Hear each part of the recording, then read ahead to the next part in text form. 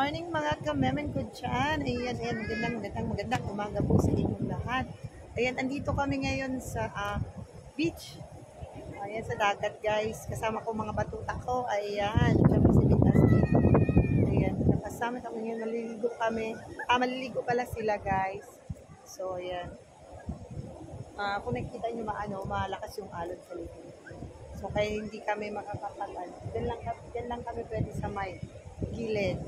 Kasi, malakas yung alon. So, yun. Makulimlim rin yung panahon dito ngayon. So, ayan guys, let's go. Magpainit tayo dito ng konti.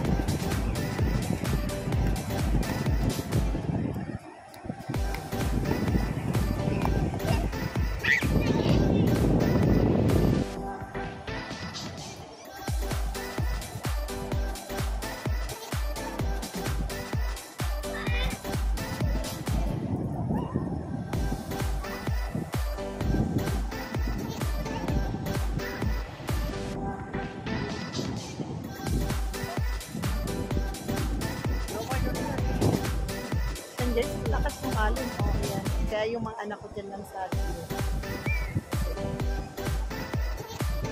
At yung alon, kaya malapong yung tubig guys. Yun yung pangit pag maalon.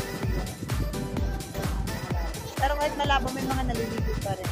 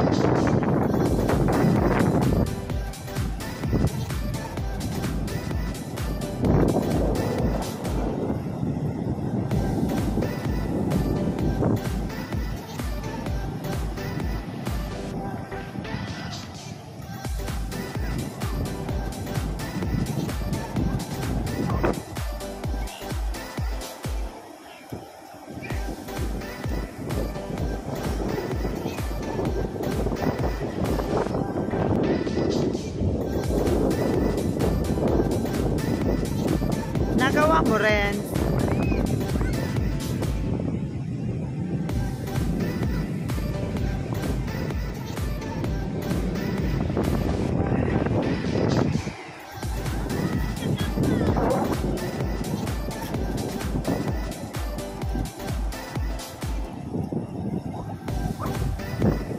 Kasama ko yung mga anak ko. Ayan. So yan, kung nakikita nyo kulimlim yung panahon, kaya magandang hindi masyadong mainit, hindi masyadong bilang sa araw yung mga bata. So ayan guys, kasi maganda sa dagat pag medyo may mga sino yung mga bata, kaya dala namin sila dito. So kaya, ayun, kung kami dito ng maaga para mag-uibig ng konti. Tapos kung nakikita nyo makulimlim naman, walang masyadong init. So yung mga isang oras lang kami dito guys, uwi. Guys, malakas yung alon talaga. Kasi paano siya, pa-high tide siya. So, ayan, lumakas yung alon doon. Hindi pwedeng, pumunta dun sa malayo. Kaya dito lang kami, sa may bandang ilog dyan. So, yun, malabo din po yung tubig kasi pag ganito umaalon, malabo. Pag guys, dito sa sa Pasakaw, pag summer siya, talagang punong-punong ito. Halos walang, yung mga cottage, talagang, yun, hi, Zion! Hello! Zion! Kung nakita nyo guys, ayun yung Daroanak Island. Ay, magandang pupunta din guys. Tingnan siya. Mga 15 minutes lang yan biyahing motor bangka. So, ayan na tayo sa maganda din dyan guys kasi yung tubig dyan hindi po lumalabo kasi yung buhangin na is color white. So, hindi po siya hindi katulad dito guys. Maano yung tubig, malabo pag maalon. So, hindi kasi walang buhangin doon masyado. Ano siya, mga bato na mga kulay puti. At ayun yung mga barko guys, oh, yan, may mga barko din doon. Sa gitna guys, oh. Ano siya, siguro magpapaano yun ng hangin nila. Kasi, mga 1 week atang ulan dito ngayon sa Bicol. So, may low pressure ata. So, alam na namin pag natapos ng lumabas na yung low pressure or yung bagyo, talagang umaalon. So, siguro guys, ano na siya, wala na, lumabas na. So, mga next day yan, init na yan. Yeah! Yan guys, yung Sian, hello ko sa vlog ni Mama. Hello, ayan po yung anak ko. Sian and Zayo. Guys, hello guys!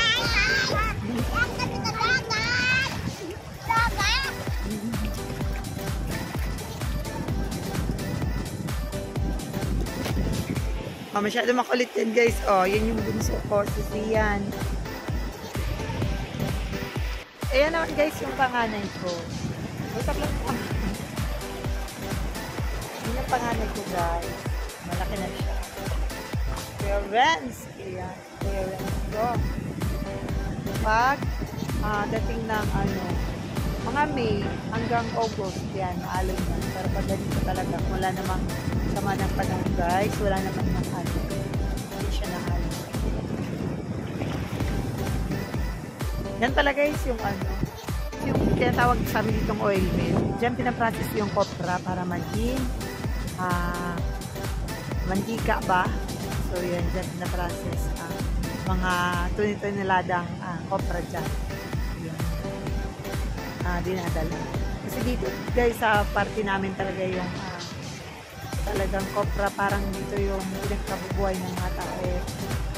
Karamihan ay sa pagkukopra guys.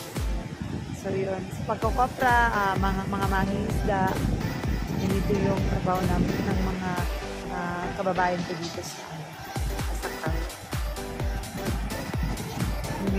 Ayan, napakita na yung haring araw guys. Medyo minute na siya ng konti. So yun, siguro makakaano na makakapagbilad.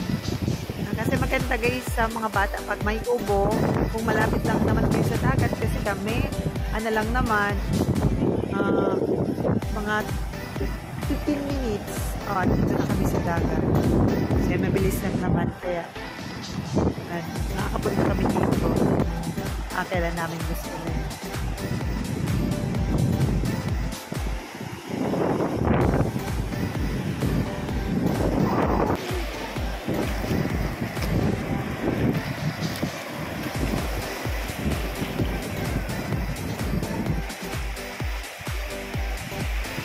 Yun yung sentro ng Pascaw guys.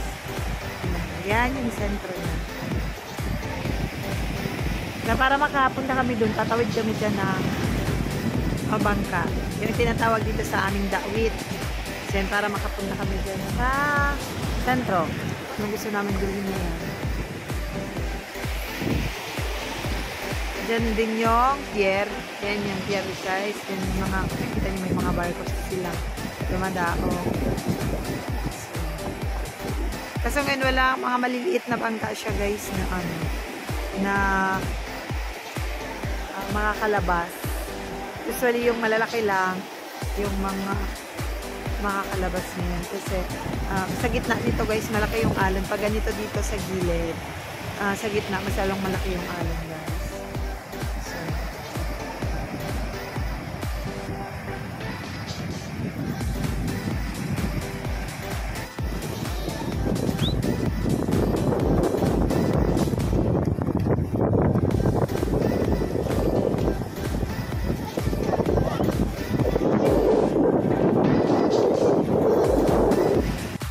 Guys, pauwi na po kami. Ayan guys. Pauwi na po kami at